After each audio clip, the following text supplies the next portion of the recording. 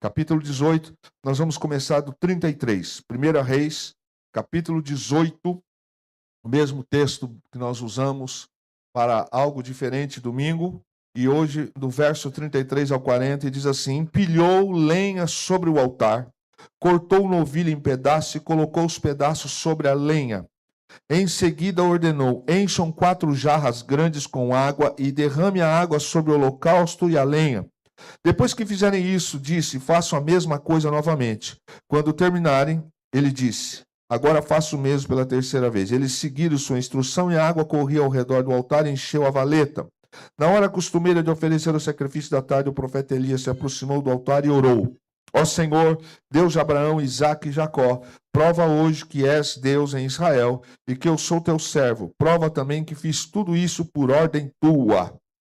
Ó Senhor, responde-me, que este povo saiba que tu, ó Senhor, és o verdadeiro Deus e estás buscando o povo de volta para ti. No mesmo instante, fogo do Senhor desceu do céu e queimou o novilho, a madeira, as pedras e o chão, e secou até a água da valeta. Quando o povo viu isso, todos se prostraram com o rosto no chão e gritaram: o Senhor é Deus. Sim, o Senhor é Deus. Então, Elias ordenou: prendam todos os profetas de Baal. Não deixem nenhum escapar. O povo os prendeu e Elias os levou para o riacho de Quizon e ali os matou. Diga amém. Você percebe que o texto vai dizer que Elias não fez isso por vontade dele. Ele diz: Senhor, que este povo saiba que eu fiz aquilo que o Senhor ordenou. Então essa decisão de Elias não foi algo que ele, por mera vontade, quando ele constrói esse cenário, quando ele faz o que ele faz, aqui ele diz: Senhor, prova que fiz tudo isso por ordem tua e que este povo te conheça e saiba. Há uma questão aqui, nesse texto. Quando nós começamos hoje a campanha Respostas do Altar, a gente precisa pontuar isso por aquilo que Deus vai falar nos próximos dias, a começar de hoje. Primeiro, Israel estava em uma condição espiritualmente morna. A Bíblia fala que gente fria tem uma consequência, gente quente tem uma consequência, e os mornos também têm uma consequência. No livro de Apocalipse diz que o Senhor os vomitará. Israel estava desse jeito.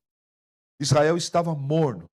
Quem é morno, você sabe, ele nem está em alta temperatura e ele também não está em baixa temperatura.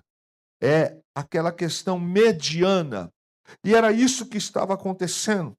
E este povo de Israel, eles estavam querendo dar atenção, adoração, tanto a Deus quanto a Baal.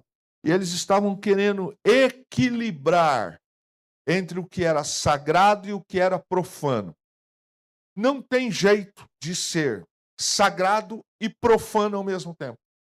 Ou a gente é sagrado, consagrado, ou a gente está na condição daquilo que não é consagrado. E Israel estava vivendo esse tempo. De um lado, um rei que conduzia junto com a sua esposa, construindo altares a Baal, sustentando sacerdotes falsos, que instigava o povo a praticar a idolatria. E Deus instrui Elias. Deus diz para ele tomar essa atitude. Ele mesmo fala isso nos versos que nós lemos, dizendo: Senhor, quando ele ora, eu estou fazendo aquilo que o Senhor pediu para fazer. Ele diz: eu não estou fazendo nada aquilo diferente do que o Senhor pediu. E ele toma essa decisão, porque a gente viu isso aqui esses dias, domingo passado. Primeiro que a adoração a Deus não estava sendo mais importante. A adoração a Deus estava ficando dividida.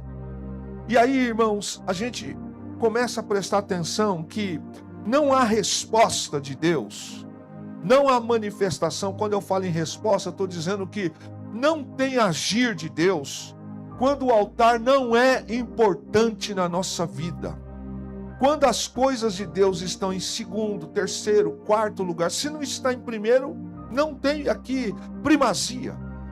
O altar não era mais importante para a nação naquele tempo. Se dividiam.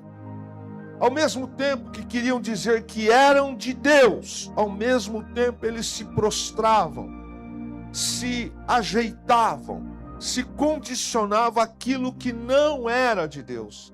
É a tolerância, é o moldar, é permitir, é estar nesse caso. O que Israel estava fazendo é querendo equilibrar. Ao mesmo tempo eu sou, mas ao mesmo tempo eu caminho com Baal. E aí a gente tem aqui a ideia de, sabe aquele casamento que o camarada ele tem desejo, ele quer, tanto ele quanto ela. Ele quer os benefícios do casamento. Ele quer as vantagens de um casamento. Mas ele se recusa a abandonar o amante. É querer manter um casamento, seja com um marido que te traga a estrutura de amor, de tudo isso, e ao mesmo tempo ter um amante. Ou o contrário, o homem que quer os benefícios de ter uma esposa que cuide dele, do lar, que cuide da estrutura, que o ame, que seja fiel a ele, mas ele recusa-se a abandonar a amante. É isso que está acontecendo nesse momento da história de Israel. Então, se ora para Deus, mas se anda com Baal. Pede a Deus as bênçãos, mas quer também andar junto com o baalaísmo. A ideia aqui é muito clara. O altar estava quebrado, caído, e ninguém sentia mais falta disso. Ninguém se importava. O único que se importava com isso, além de Elias, eram os profetas que Obadias tinha protegido, porque Jezabel já tinha matado alguns, e o próprio Deus. Aí Deus instrui Elias a dizer, você vai fazer assim. E ele diz, segundo o que o Senhor falou para mim, eu vou fazer. Observe que ainda não tinha se consumado a questão de descer fogo do céu, de consumir o holocausto, de queimar a pedra, destruir toda a madeira, secar a água que estava em volta, mas Elias obedeceu. Porque para ele, a obediência naquilo que Deus tinha falado traria resposta. Primeira questão que a gente tem que ter para a nossa vida. Quando o nosso coração se divide, quantas pessoas dizem, eu sou cristão? Quantas você conhece? Mas quando você vai olhar para os princípios dela, mente. Falta com a verdade, para não dizer que mente. Adota quebra de práticas cristãs e traz para a vida tolerância com aquilo que não é sagrado. É assim que Israel está vivendo. Então a ideia é clara. É alguém que quer viver um relacionamento conjugal, seja com a esposa ou com o marido, mas que não quer abrir mão da amante. Que não quer abrir mão do amante. Quer as benécias de um casamento, mas não larga do amante, do adultério, da fornicação. Essa é a ideia. Aí Deus instrui Elias a tomar essa decisão. E quando Elias vai para esse ato lá no Carmelo, ele se motiva a fazer uma oração. E nesta oração, ele não ora pedindo por ele. Ele ora pedindo para Deus confirmar. Ele segue todo o protocolo que Deus falou. São 850 profetas falsos. 450 de Baal e 400 de Acera. A oração que ele faz, você leu comigo, ele diz assim, ó Senhor. Vamos repetir? Ele diz, quando ele ora, ele faz a seguinte oração, Senhor, responde-me, que este povo saiba que tu, ó Senhor, és o verdadeiro Deus e está buscando o povo de volta para ti. A sequência do verso 38 diz assim, em seguida, no mesmo instante que ele faz essa oração, desce fogo do céu, queima o novilho, a madeira, as pedras e o chão e secou a água que estava na valeta. A primeira coisa que a gente encontra aqui para a gente caminhar nesta noite é que a motivação correta da oração, ela traz resposta. Então, pastor, tem oração que Deus não vai executar a resposta? Sim. Tem oração que Deus não vai dar aquilo que está orando. A motivação correta da oração. É como alguém que pede para enriquecer para ele. E não pensa no que este ato de enriquecer talvez trouxesse de benefício, não só para ele. Primeira coisa que a gente precisa entender, qual é a motivação da nossa oração? O que nós estamos pedindo? Quando a oração deseja aquilo que Deus também quer, a resposta natural de Deus é trazer a vontade dele na nossa vida. Então, quando eu oro com a motivação errada, não faz sentido. Paulo instrui sobre isso. E olhando para isso, além da motivação da nossa oração ser correta. Você já parou para pensar se Deus atendesse toda a oração que a gente fizesse? Oração na hora do nervoso. Absurdo. Senhor, faz isso. Não vai fazer. Mas a motivação correta, eu preciso orar com motivação correta. Para que nós estamos orando? Para Deus nos dar força, estratégia, sabedoria, para construirmos uma igreja e sairmos dessa condição que nós vemos viver nesses anos. Para ter uma igreja grande, para encher de pessoas, não. A motivação correta é para ganhar almas para o reino de Deus, para que possamos acomodá-las o mais confortável possível, para que possamos executar coisas dentro da igreja que atinjam a comunidade. A motivação precisa estar correta. Então, quando o nosso coração deseja o que Deus deseja, então orar por aquilo que Deus não deseja não vai acontecer. Repete comigo, não vai acontecer. Não vai. Parece estranho, irônico, mas as coisas da vida, a gente já viu gente orando para Deus levar o cônjuge. Isso é tão grave. A gente já viu gente orando para Deus tirar alguma coisa que é bênção na vida de uma pessoa para dar para ele. Deus não vai responder esta oração. A segunda coisa que a gente vê na oração de Elias aqui é o foco na glória de Deus. Repete comigo, foco na glória de Deus. Ele diz, Senhor, responde para que este povo saiba que tu és Deus. E o Senhor queria trazer esse povo de volta. Elias não ora por orgulho próprio.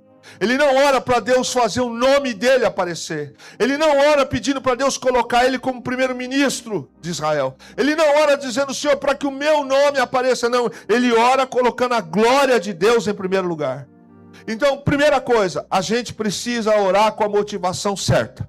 Orar para que o nosso desejo seja o desejo de Deus. Então tem oração, óbvio, que Deus não vai responder. Eu sou alguém desalinhado e quero que Deus faça algo por mim. Onde é que a gente aprende na Bíblia que Deus é desalinhado? Que Deus é desorganizado? Que Deus é preguiçoso? Que Deus, ele trata as coisas com leviandade? Que Deus é um Deus sem governo? Deus não é um Deus sem governo. Se eu não governo a minha própria vida, não governo a minha própria espiritualidade, se eu não governo as bênçãos que Deus deu para mim, para que dar mais? Primeira coisa, a gente precisa orar com a motivação certa, a vontade de Deus. Segundo, orarmos para que a glória de Deus é que esteja em foco. Não orar para que a gente apareça, para que a gente cresça, para que a gente tenha isso, tenha aquilo. Ele não ora por orgulho, mas para que o povo de Deus soubesse que o Senhor é o único Deus verdadeiro.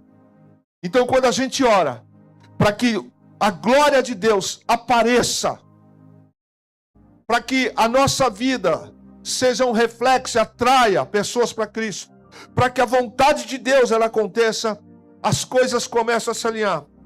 Terceira coisa, a nossa oração precisa ter um alinhamento muito claro com aquilo que é divino, aquilo que é vontade específica de Deus. Orar por coisas pequenas, não no sentido de que Deus não traz em consideração coisas pequenas, mas é orar com o nosso alinhamento com aquilo que é princípio, com aquilo que é da palavra. Ele enfatiza que todas aquelas pessoas, aquelas coisas que estavam ali, precisavam entender, relembrar que o Senhor é Deus. E ele estava orando, ele enfatizou que todas aquelas coisas que ele estava fazendo era segundo a vontade de Deus. A gente não pode orar se a gente não estiver esperando que as coisas aconteçam, se a gente não estiver fazendo a vontade de Deus. Senão Deus seria injusto com você. Seria injusto com aqueles que são filhos. Imagine quem não vive a palavra, não se submete à palavra, e toda oração Deus respondesse com bênçãos para ele. Ele ora, ele enfatiza que todas aquelas coisas que ele estava fazendo eram segundo a vontade de Deus. Ele mostra que a obediência precede o milagre. Repete comigo: obediência precede o milagre. Vamos de novo. A obediência, ela precede o milagre. Não tem jeito, irmão. Se a inversão de valores não vai. A resposta de Deus é outra coisa que a gente precisa entender. O que é a resposta de Deus e o que não é. A resposta de Deus não deixa dúvida. A resposta de Deus não traz embaraço. Quando o fogo de Deus desce, ele não consome apenas o sacrifício. Perceba que o fogo desce, queima o sacrifício, queima a lenha, as pedras que estavam ali. Ela queima, ela pega a água que está ao redor nas valetas e queima tudo. Quando a resposta de Deus vem, nada resiste o fogo que vem do céu. Então, quando a gente ora com entendimento, quando a nossa vida está em obediência ao Senhor, o fogo que vem de Deus para a tua vida, através daquilo que você vai orar, aquilo que você está clamando, vai queimar tudo que tiver resistindo à tua vida em nome de Jesus. A Bíblia diz que houve um alinhamento, ajuste de altar, vontade de Deus sendo cumprida, obediência ao extremo, e o foco era a glória de Deus. E fazendo a 100% daquilo que Deus queria. Outra coisa que a gente vê nesse texto, que a nossa entrega total, aciona o fogo do céu. Quando a gente se entrega totalmente, como Elias fez aqui, era um fora a multidão. Era 1 contra 850. Então, uma das coisas que a gente precisa ter convicção é que a nossa entrega total aciona o fogo do céu. E esse fogo, quando vem, o fogo de Deus, ele vai queimar tudo aquilo que é fraco, vai queimar tudo aquilo que é perecível.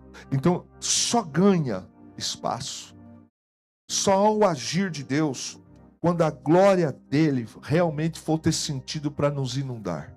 Deus não vai responder coisas que vier para nos ensorbebecer. Deus não vai responder com oração que clamamos para que seja por motivação errada. As decisões que nós precisamos tomar, e esta é a base para a gente essa noite, para a gente orar. Verso 40. Elias, ele ordena que pegue aqueles profetas falsos e os leva à beira do rio Quizon. Você já parou para pensar quais foram as frases, os gritos, as ameaças que aqueles homens fizeram para Elias durante o momento que ele está fazendo a vontade de Deus? Porque quando ele desce com aqueles homens para o rio Quizon, não foi uma vontade de Elias. Aqui tem um negócio interessante, que as pessoas gostam de falar que Deus é só amor, de fato ele é. Mas ele também é justiça e ele é fogo consumidor. Essa decisão de pegar esses homens e desçam com eles para o rio Quizon, ribeiro, e os execute. Que tipo de grito de ameaça desses falsos profetas Elias ficou escutando durante este ato? E é exatamente sobre isso, meus irmãos. O que a gente ouve quando nós temos que tomar decisões centradas em Deus? Quantas vezes, sob pressão, nós vamos ter que continuar convicto daquilo que Deus falou conosco? Essas decisões que nós temos que tomar, muitas das vezes, elas vão vir debaixo de medo, de ameaça, de terror. Se você tivesse a chance de voltar no tempo, tenta imaginar aqueles 850 falsos profetas descendo, sendo conduzidos pelos homens de Israel para a beira do rio Quizon. Que tipo de ameaça Elias ouviu? Eu me atrevo aqui a fazer algumas conjecturas. Por exemplo, você acha que você vai escapar, Elias? Jezabel já matou fulano. Elias, você pode nos matar, mas Jezabel vai se vingar de você. Elias, você não passa de 24 horas. São situações que Elias pode ter ouvido. Até que ele chegasse, aqueles homens chegassem à beira do rio Quizon. Quantos gritos e ameaças, medos, pensamentos vieram na cabeça de Elias.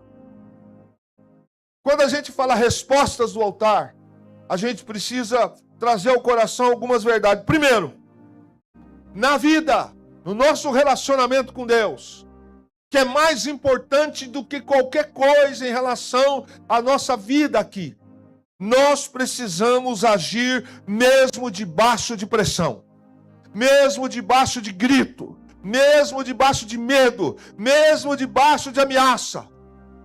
Durante o momento em que ele tem que tomar essa decisão, a pressão veio sobre ele. Eu não sei que tipo de pressão alguns de nós podem estar vivendo hoje, eu tenho as minhas. Alguns tipos de gritos que você esteja receoso. Talvez coisas que estão martelando a tua cabeça, mas você precisa agir.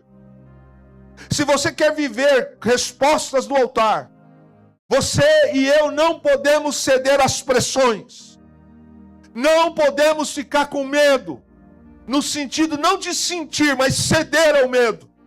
Os gritos que aqueles homens davam. Quem sabe aqueles homens ofenderam Elias em palavras obscenas. Quem sabe eles citaram coisas que a Bíblia não registra e Elias precisou ficar firme.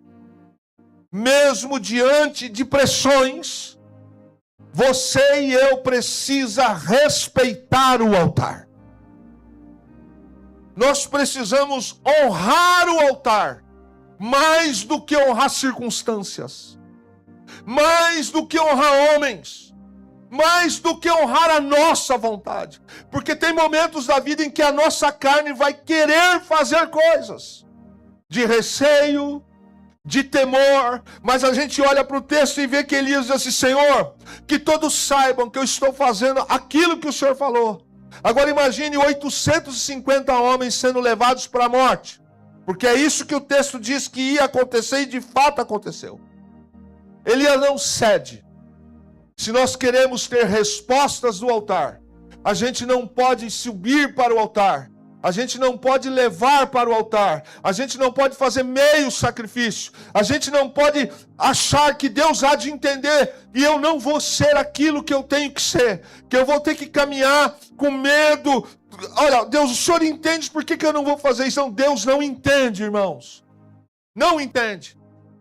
Elias ouviu ameaças. Elias ouviu gritos. O cenário não foi tão bom. Afinal de contas, ele precisou tomar uma decisão que Deus o orientou. Eu não sei o que Deus tem orientado a cada um no particular. Nas Escrituras eu sei. Mas quantos de nós, às vezes, vai ter que se posicionar no trabalho? Dizer, isso eu não faço. Quantos de nós, às vezes, vai ter que dizer, não, nessa festa eu não vou. Mas por que você não vai? Não, neste grupo não precisa me colocar, porque eu não vou curtir esse negócio. As pressões, os gritos. O que é mais importante? O altar ou a pressão? Outra coisa que a gente vê nesse texto é que diante de gritos, ameaças e tantas coisas, a obediência a Deus sempre será mais importante. Porque os gritos, as ameaças, o terrorismo, o cenário, a circunstância passa, mas o poder de Deus permanecerá para sempre. Sempre. Quando Elias toma essa decisão, aí a gente chega a algumas conclusões para a gente alinhar, para a gente orar. Primeiro, intolerância com o pecado. Deus não tem tolerância com aquilo que não é sagrado. E ele extirpa aquilo que fazia mal a Israel. E essa palavra significa arrancar, extirpar significa arrancar pela raiz. É destruir por completo, sem deixar vestígios. Tem coisas da nossa vida, ou na vida, se nós queremos que o nosso relacionamento com Deus seja um relacionamento verdadeiro, se a gente quer ouvir respostas do altar, respostas aqui no sentido daquilo que Deus pode fazer na nossa vida, nós precisamos cortar tudo aquilo que possa trazer margem de negociação entre o altar e eu. Às vezes a gente quer vir para uma campanha, a gente quer vir para um culto, achando que só vamos orar e Deus vai mandar fogo do céu. Mas escute bem. Quais são os gritos que a minha alma, que a minha carne, que os amigos, que as pessoas, que os hábitos, as circunstâncias estão nos pressionando para isso? A primeira coisa que Elias, depois que cai fogo do céu, lambe tudo aquilo e faz o que tem que fazer, eles pegam esses homens e desçam com ele para o altar. Por quê? Porque esses homens eram um problema para a nação. Eram eles que estavam corrompendo junto com Jezabel e Acabe. Extirpar. Elias recebeu uma ordem de Deus para extirpar aquilo que fazia mal. E extirpar é destruir por completo sem deixar vestígios. É sem deixar margem para negociações. Sabe? Fácil da gente entender. É ganhar um presente de alguém que a gente sabe que está mal intencionado. É dizer obrigado, leva embora. Não, mas isso aqui não tem nada a ver. É extirpar, é arrancar, é tirar toda e qualquer possibilidade de margem de negociação, é ter ponto de contato. Aquilo que pode impedir do fogo de Deus descer como resposta na minha vida. Elias diz, desça com esses homens para lá. E você sabe que depois daquilo, Jezabel o ameaça de uma maneira muito séria. Mas ele não titubeou. Tudo aquilo que podia trazer ponto de contato, aquilo que podia ficar de alguma maneira enroscando, se a gente não arranca, vai voltar contra a gente mais forte. E volta, viu, irmãos? E volta. É como ficar ganhando presente de ex-namorada, de ex-namorado. É como ficar recebendo coisas de gente que a gente sabe que está mal intencionado. Se está trazendo é porque está gostando. Eu quero o benefício de um casamento, mas eu gosto de receber presente de quem quer matar meu relacionamento. Por isso que Elias diz, desça com esses homens para a beira do Quizon. Eu quero Deus, mas existem algumas coisas que eu não quero abrir mão. Não vai ter resposta do céu não, irmão. A única resposta que pode vir do céu não será fogo santificador. Poderá ser um fogo destruidor. Outra coisa que a gente olha para esse texto é a necessidade de romper com o passado. Repete comigo, romper com o passado. Vamos falar mais forte? Romper com o passado. Meu irmão, as pequenas concessões é o perigo dos erros ocultos. Ou eu rompo, ou eu vou ficar com os erros ocultos. Segundo, quando se fala em romper com o passado, é o contágio, o grande contágio, é como compromisso espiritual que pode afetar minha casa. Quando eu não rompo com o passado, é uma inflamação que começou na pontinha do pé. Eu não curei, eu não extirpei, eu não tratei. Aquilo vai subindo, subindo, subindo, subindo. A ideia aqui é daquilo que eu não rompo e vai atingindo a minha vida espiritual. Daqui a pouco a minha casa está contaminada. E a casa aqui é tanto a minha vida física quanto a minha vida familiar. É como também não tem como não dizer como a própria casa de Deus. Coisas que eu vou deixando e vai afetando. Terceira coisa, quando eu não rompo, se Elias não faz aquilo, ele vai arruinar o futuro, a geração futura. É o preço amanhã das escolhas de hoje. Quarto, o perigo de não romper são as pequenas raposas. os detalhes que destrói a vinha do Senhor. Eu quero o fogo do céu, mas as pequenas raposas eu não arranco.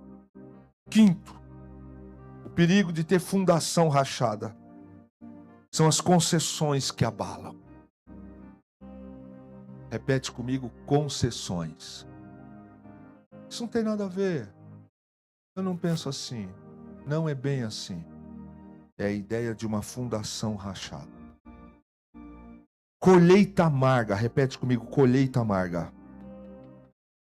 O futuro que plantamos com as escolhas de hoje.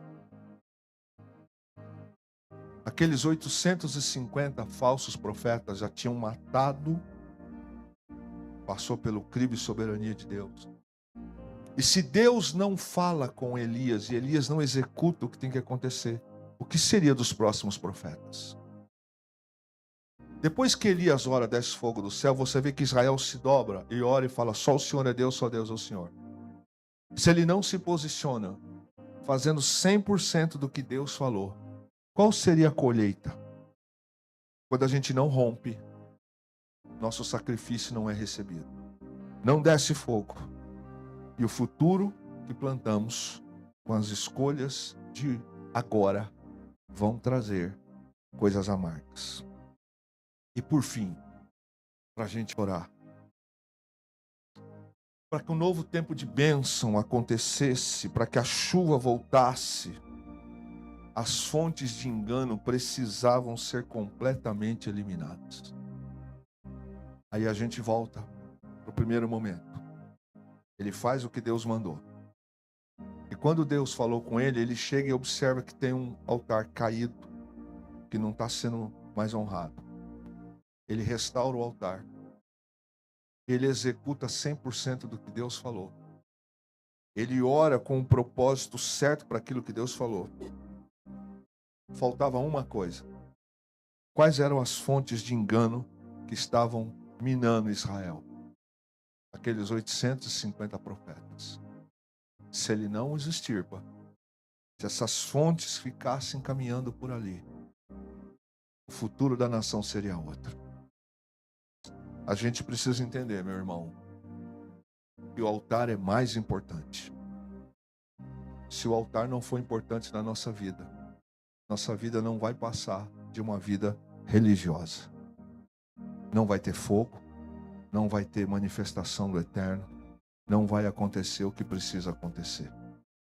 Ou a gente de fato extirpa as fontes que são prejudiciais e obedece o que Deus está falando, ou nós não vamos ver respostas do altar.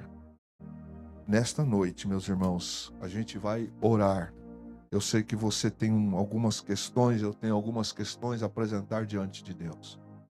Mas uma das coisas que a gente não pode se iludir é que eu vou estar presente aqui e eu vou continuar com a mesma vida amanhã, sem mudar algumas coisas que Deus talvez esteja falando conosco de uma maneira mais clara a cada um de nós. Ou o altar é mais importante, ou não tem respostas do altar. Se a gente não leva essas questões a sério, não virá fogo abençoador. A gente quer resposta de Deus, as pessoas querem respostas de Deus, mas não querem romper com o passado, não querem extirpar aquilo que não é bom. Se não se extirpa, se não coloca Deus em primazia, se não faz, os nossos pensamentos não são alinhados com o do Senhor, nós vamos ficar orando, vamos ficar falando, Deus pode até ouvir que de fato Ele ouve, mas responder com aquilo que a gente quer, não vai. Nessa primeira noite, querido, essa primeira palavra que Deus trouxe para nós, a gente precisa saber onde a gente pretende chegar. Eu quero respostas de Deus, sim, mas tem uma coisa que é muito complicado para nós, difícil. É quando a gente tem que fazer a vontade de Deus e a nossa vontade começa a dar umas cutucadas na gente. Ou Deus é real, ou eu restauro 100%, ou eu executo 100%, ou eu trato o altar com seriedade, ou Deus não vai responder. A minha oração essa noite, junto com você, é para que a gente lance no altar de Deus essa noite tudo aquilo que nosso coração, nossa mente talvez esteja nos apontando agora. Aquilo que precisa ser consumido pelo Senhor. Eu sei que a gente vai vir agora, vai receber oração, vai receber unção. Mas a gente precisa ter essa palavra no nosso coração. O altar é importante. O altar é importante. Sabe, irmãos? Às vezes eu fico vendo a vida de alguns irmãos. Eu não consigo ver o altar sendo prioridade. Como, por exemplo, a ceia já não é mais importante. Como congregar não é mais importante. Como é que pode ter resposta de Deus? Eu estou mandando mensagens para o céu. Deus, isso aqui é mais importante. Deus, o Senhor entende algumas coisas. As mensagens que a gente pratica aqui, através dos nossos atos, são informações que chegam para o céu. Quando eu abro mão do sagrado para aquilo que não é sagrado, eu estou mandando uma mensagem.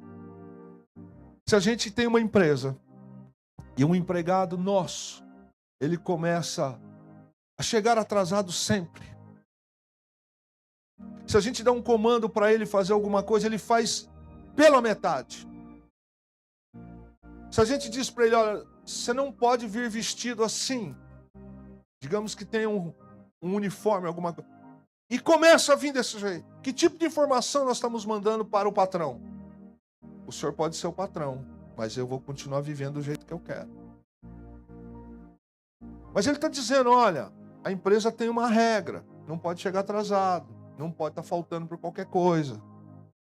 Olha, você não pode se comportar assim, você precisa fazer assim. Aí eu começo a fazer coisas que não são 100% daquilo que o dono da empresa quer. Quem é que esse homem vai promover numa vaga? Quem é que esse homem vai ou essa mulher vai cortar no momento da necessidade? É aquele que não leva em consideração aquilo que precisa. Com Deus não é muito diferente, apesar de Deus ser misericordioso. E a gente não pode confundir misericórdia com injustiça. As respostas do altar para a nossa vida, baseado nesse texto que nós lemos, começa com um homem que tem coragem de se posicionar no meio de uma ameaça, no meio de gritos, no meio de uma nação que cocheava. O texto diz que ele fala assim, até quando vocês vão cochear? Cochear aqui é balançar, é ficar entre dúvida, é dividir isso aqui.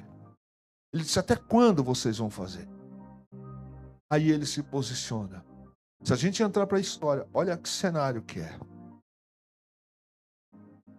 Uma multidão, Israel está ali. 850 homens que retalham seu corpo, faz os seus gritos. E ele tem essa pressão, mas ele precisa ser firme. Eu não sei quais são os gritos, ameaças, pressões que a gente pode estar vivendo nos últimos dias ou nesse tempo.